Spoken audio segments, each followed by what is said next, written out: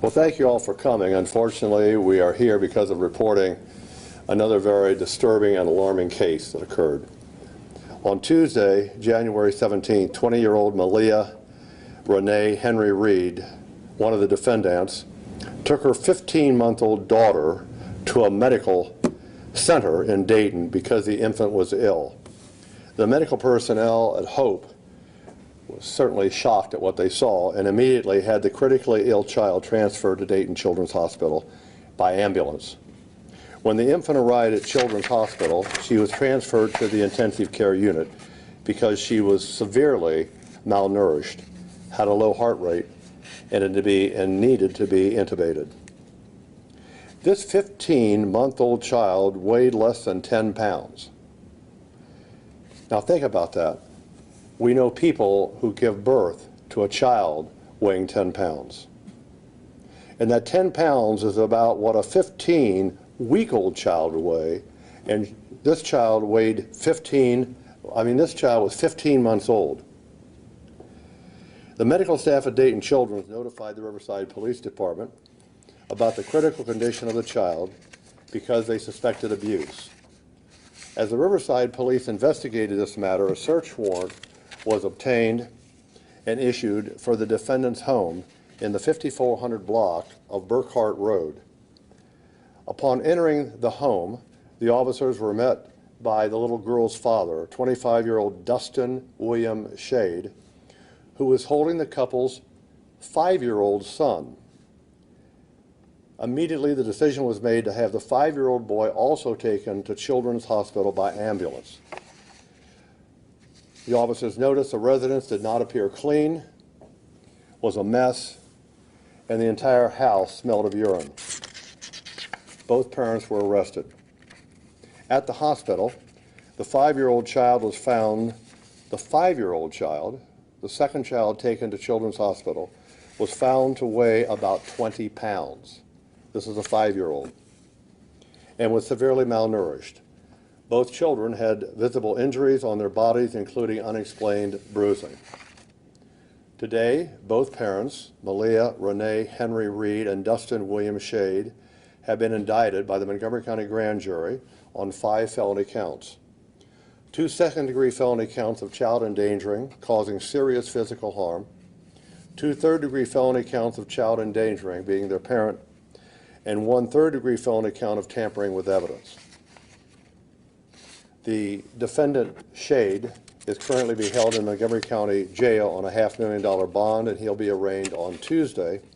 The victim's mother was also, the bond was set at $500,000, and she was released from jail. I believe a family member made her bond, and she will be arraigned next Thursday.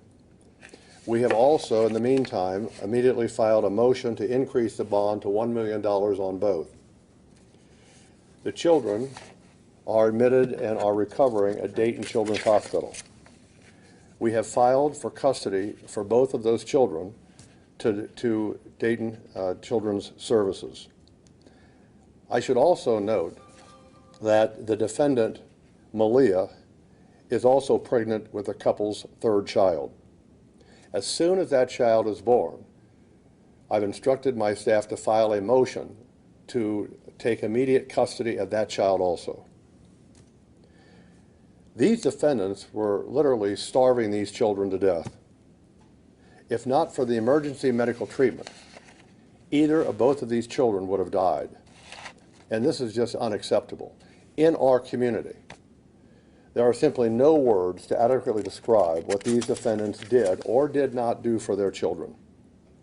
No parent who cares for their children would allow them to get so dehydrated and so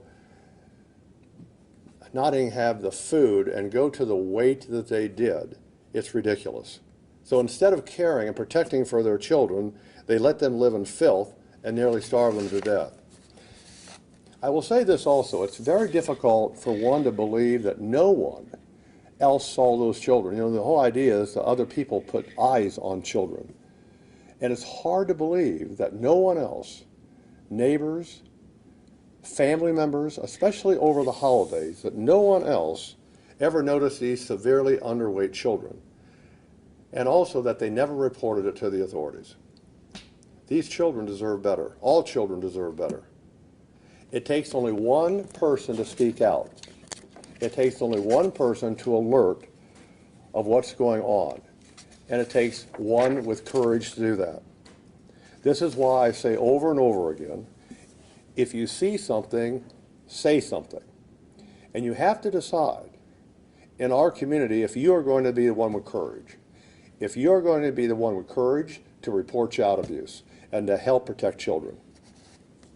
It's never too early. So I also want to recognize the Riverside Police Department, Detective Michael Sullivan, who's with us, for his work on investigating this very disturbing and difficult case. Kelsey Carson, who's a supervising attorney at our Child Abuse Bureau and who's with me, she will be prosecuting this case. Any questions? So you mentioned that some people have seen these kids and should have reported something, but was the 5-year-old didn't go to school, anything like that? The school never said anything either? If he was in school? He was not in school. They were not in school.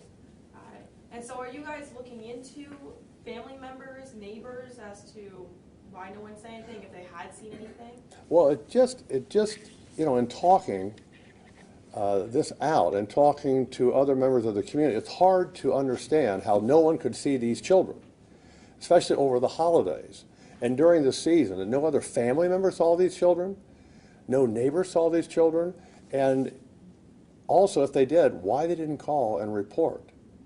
And that's so very important in our community, in this case and other cases, that if someone suspects or sees child abuse, see something, say something. It's never too late. And again, are you the one with courage? And so, again, I would hope that if there are people who saw what was going on and knew what was happening, it's not too late now. Call the Riverside Police Department. Let them know what happened and what you saw. Because it's kind of eerily, kind of like Collins. People could have called and helped him, but if everyone thinks everyone else is doing it, that I don't have to, then unfortunately we lost that little boy. Oh, you're exactly right.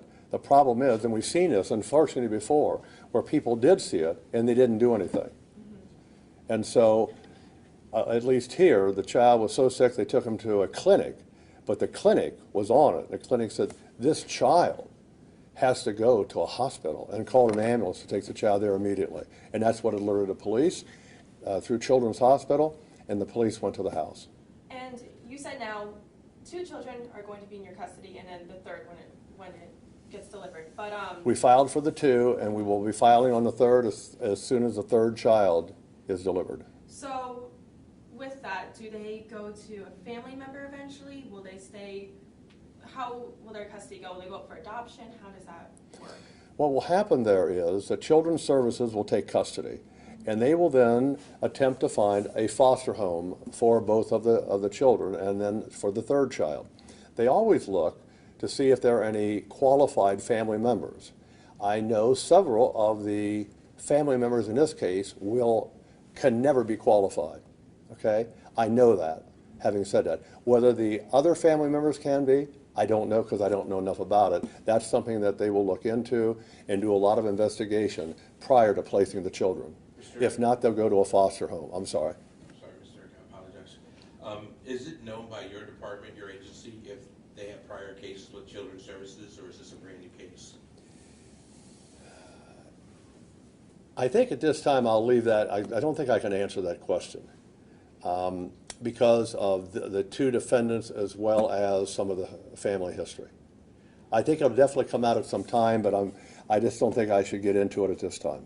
Also, if I may, because of I think it's commonly known by the general public on how your feelings are about protecting children. Should this be also a message to anybody who may be walking down that road? If they need help, get it. Absolutely. I mean, you know, first of all, we all have that, I think, responsibility to take care of our children here in our community, our own children and our neighbors' children. And again, it just takes one person. And as you pointed out, the problem is many people say, well, I'm not going to do it, somebody else can do it, or somebody else will do it. If everybody says that, it never gets reported, just like in this case. And so it's so important. And if if you are in a situation where you do need help, help's available. There are so many agencies and so many services out there where you can get help for children, okay? And there's no reason why you can't do that. I mean, you know, just by the age, and when you look at the age of the defendant here, the one defendant, the mother, she was about 15 when she had her first child. One of the children now that was taken in ICU. And so if that's the case, though, there are services available to help individuals who have children and feel they need assistance, you know, whether it's dealing with children, whether it's how to take care of a child, whether it's financial assistance. There are different agencies, services available that can help them. Is there anything, Mr. Heck, you want to say to the city of Riverside, in particular the police department, for investigating this particular incident? Oh, they did a fantastic job. That's why the detective here is with us today. I mean, they were on it. They went to that house, and they immediately made sure that the second child was taken by ambulance to Children's Hospital. Now, I know you said you're not really going to speak on CPS's behalf, but have the defendants ever been on your radar before they had kids, while they had kids? Have they ever been involved with the police before for anything else? These two defendants. Well, I would love to answer your question, but I don't think at this time I just don't want to get into the facts. Okay. Ethically, I just don't think I want to get into the facts of the case.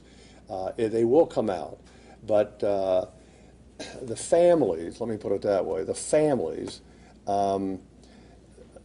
there was some history involving some of the family members with prior incidents or with the court system.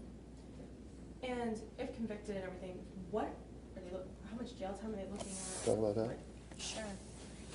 So for the felonies of the second degree in which both defendants have been indicted, that can carry the possibility between 2 and 8 years in prison.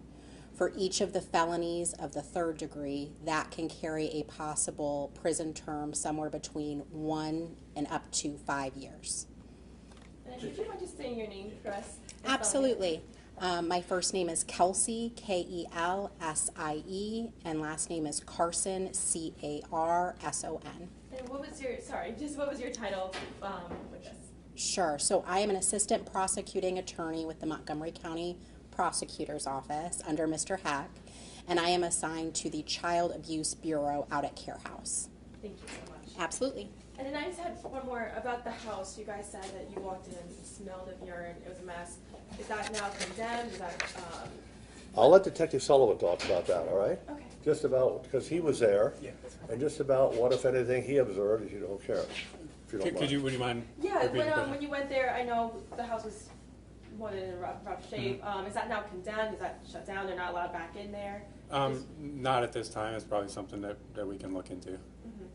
And then could you just kind of, just from your point of view, describe what that was like when you walked in there? It's something I've seen before, you know, with almost 18 years of experience. You know, it's something I wish that they would have paid more attention to, you know, but you know, it's obvious that, you know, conditions are bad sometimes, and, you know, and the kids suffer from that.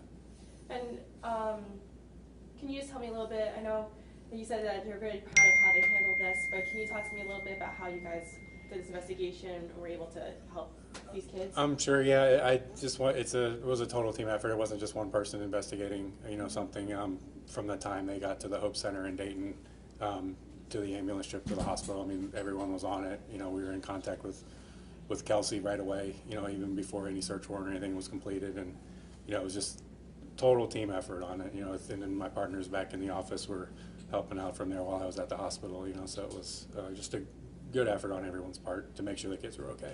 And you said this is your 18 years career, right? Close to, yes. Can you just tell me where this abuse case kind of ranks within there? If you said you've seen it before, but is this one that kind of sticks with you? I think anytime something involving a child will stick with anybody, but that's all I'll say about that. Is there a message, sir, that you could deliver to the general public from your experience about child I guess this would be ranked up with child endangerment? Well, you know, unfortunately, we have to report on these kinds of cases because I want the community to see what's going on in our area to avoid cases like this, to hopefully to take some action. And if there's something positive about this, at least the children are safe. And from what I'm told, they're thriving at Children's Hospital. They're getting nourishment there. And so there may end up, as far as the children are concerned, being a good result in that neither child died. And we see so many times when that doesn't happen. So I want to be positive and say, at least, as horrible as it is, that at least the children are safe now.